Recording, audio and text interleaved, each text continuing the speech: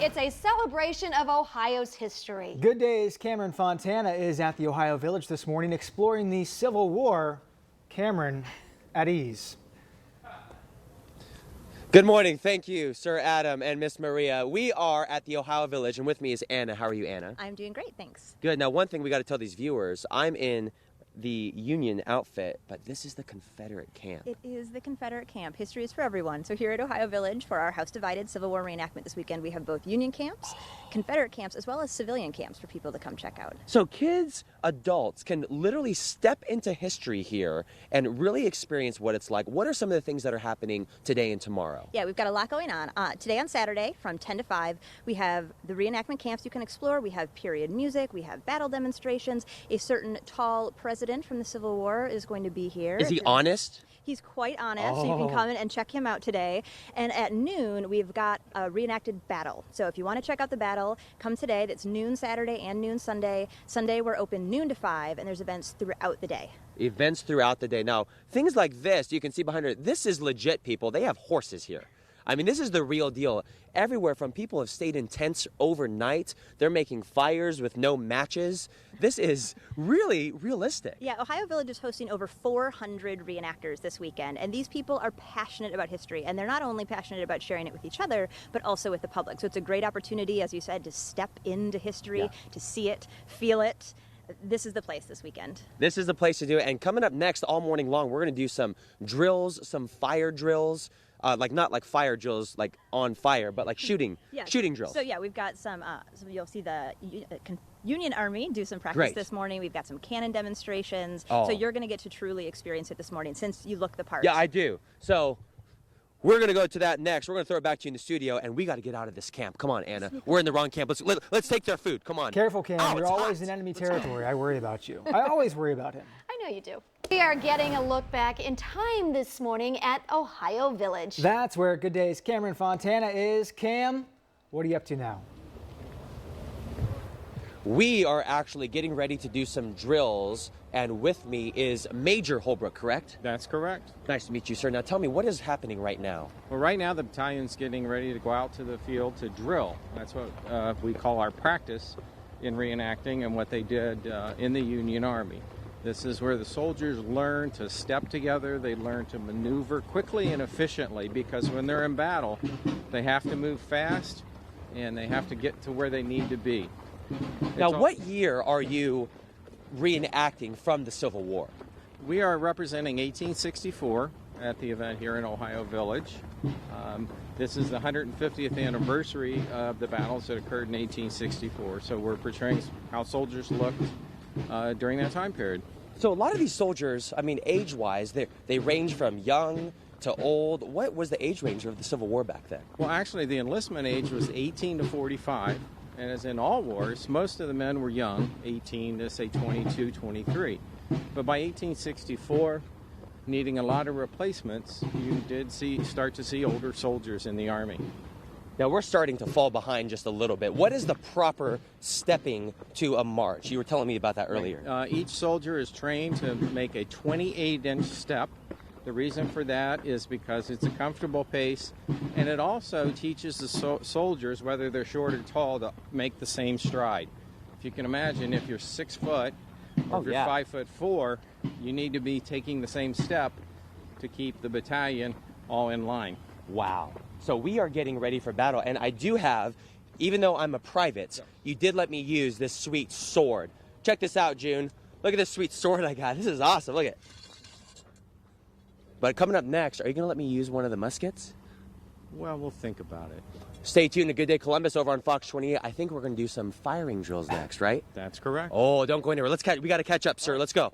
28 steps. Carry on, Cameron. 1, 2, Carry 3. on. Again, don't hurt yourself, okay? But first, Cameron Fontana is live at Ohio Village. Good morning, Cam.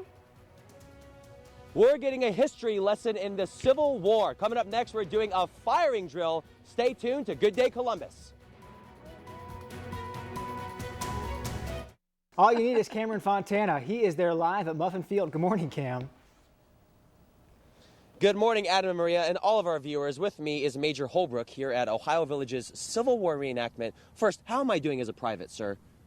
Well, you're passable. I need a little more training and drill. A little more training, but you don't know I'm quick. I can do something behind enemy lines. But before we get to that, what is going on behind us right now? Well, right now the battalion's getting ready to fire. We're going to do a firing demonstration. All 100 muskets are going to fire at the same time. You ready? Yeah, I'm ready. Let's see this. You guys ready? Good day, Columbus.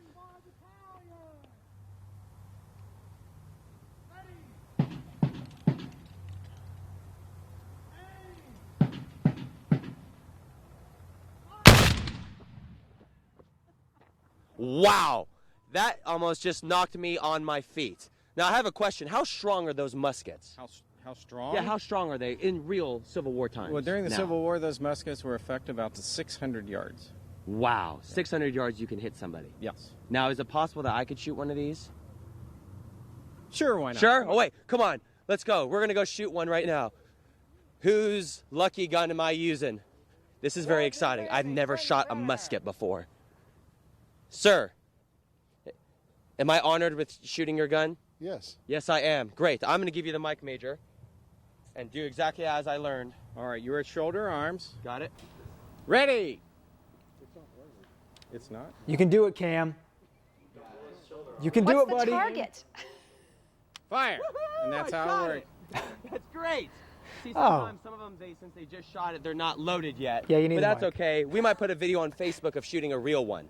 Throw it back to you in the studio. Stay tuned. We'll be at the Civil War. What a tease, Thank you, huh? sir. I was ready for it. Stay tuned, everyone. This morning, Cameron Fontana is talking to some soldiers from the Civil War. How's that working out, Cam? Hey, Adam and Maria. We are behind enemy lines. Hold up. I'm going to drink some of their coffee. Here at the Ohio Village, we are in the Confederate camp on the south side. I got a fork. I got a little weapon to help me.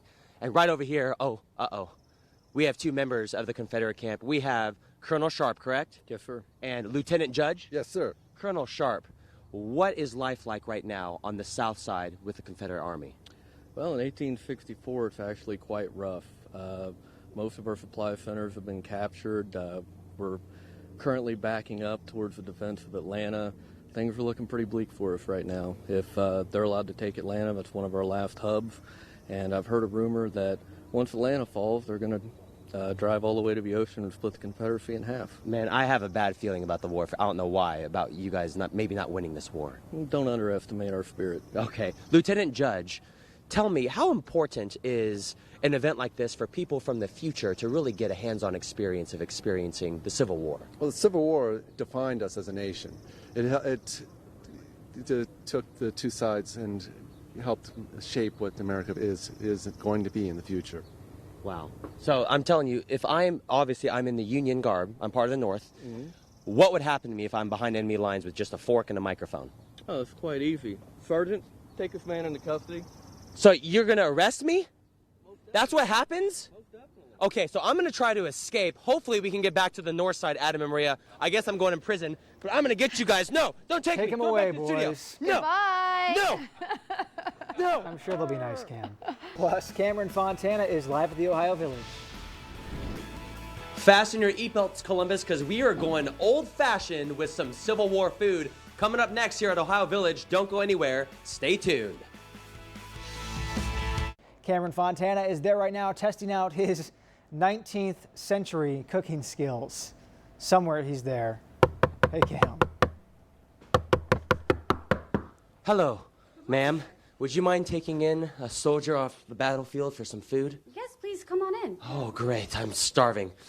Oh, it's hard out there. How are you doing? What's your name, ma'am? My name is Cordelia. Hi, Cordelia. What are you cooking right now? Well, right now I have some bacon and some buttered eggs, and we just finished some pancakes. Oh, my goodness. This looks absolutely delicious. It's very hard on the battlefield right now. You know the Civil War's going on. Indeed. Indeed it is. Now, would you normally take in people from the Union and the Confederate into your homes to cook for them? Well, we're not Southern sympathizers, sir, so you are more than welcome to come in, though.